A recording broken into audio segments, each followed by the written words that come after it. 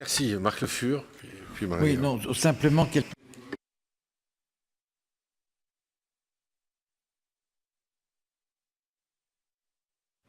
travaux gagnent en qualité et en clarté. On a un vrai sujet sur le caractère un peu verbeux de bon nombre de lois, pétition de principe, on enfonce un certain nombre de portes ouvertes, etc. Je crois qu'il faudrait à un moment donné avoir l'avis de l'usager de la loi. Je sais pas moi, un notaire qui exécute la loi, etc. C'est pas inutile de l'avoir. La qualité de la loi. Deuxièmement, il faut que l'on gagne en termes de rapidité. C'est vrai que le délai quasi minimal d'une année pour sortir un texte, ça a quelque chose d'insupportable. Je crois qu'il n'est pas illégitime d'y réfléchir. Alors comment on a une logique bicamérale, c'est compliqué. En fait, ce délai d'un an, il est encore plus long parce que le texte a été préalablement préparé par d'autres, etc.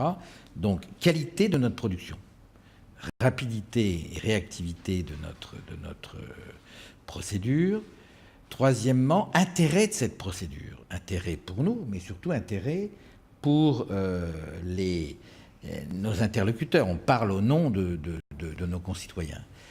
Là, je crois qu'il faut qu'on s'interroge sans hésitation sur la nature de nos discussions générales qui débutent nos textes de loi, qui font plaisir à nos collègues parce qu'ils ont la garantie de passer à la tribune, en quelque sorte, mais dont l'efficacité, ça n'intéresse personne. Ça n'intéresse pas nous-mêmes, déjà. On rentre vraiment dans une loi quand on est sur les amendements, quand on la vote, quand on échange, avec cette difficulté de dire il y a les grands sujets, les petits sujets. Mais il s'avère qu'un amendement qui apparaît quelconque peut se révéler un grand sujet, etc. etc. C'est compliqué. Quatrième élément donc sortie, réactivité, intérêt. Quatrième élément, la transparence. Il y a un sujet qui est très peu abordé, parce que très peu connu dans l'opinion, c'est qu'il y a un lieu d'élaboration de la loi qui est absolument pas transparent. Ça s'appelle la CMP. Il y a 7 types d'un côté, 7 types de l'autre. Tout ce monde-là se réunit. Il n'y a pas de publicité des débats, pas de compte-rendu. On a simplement un relevé de décision. Simplement un relevé de décision. On s'aperçoit, et je serai preneur de dispositions de profs de droit ou de nos administrateurs, sur l'impact considérable d'un certain nombre de CMP. L'impact sur lequel, d'ailleurs, on peut s'interroger sur le poids relatif de l'Assemblée et du Sénat, puisqu'il se trouve que les sénateurs arrivent bien souvent plus organisés que nous dans les CMP et créent entre eux des cohérences que nous n'avons pas nécessairement entre nous. Donc, si vous voulez, et ça, c'est un élément de non-transparence. On nous fait un violon sur la transparence, il y a un lieu qui n'est pas transparent du tout. Donc, est-ce que c'est tabou de se poser ce type de questions, Monsieur le Président, Monsieur le rapporteur? Je crois que c'est en tout cas que ce n'est pas inutile. Quatrièmement, la légitimité de la loi. Ce n'est pas les groupes politiques qui font la loi.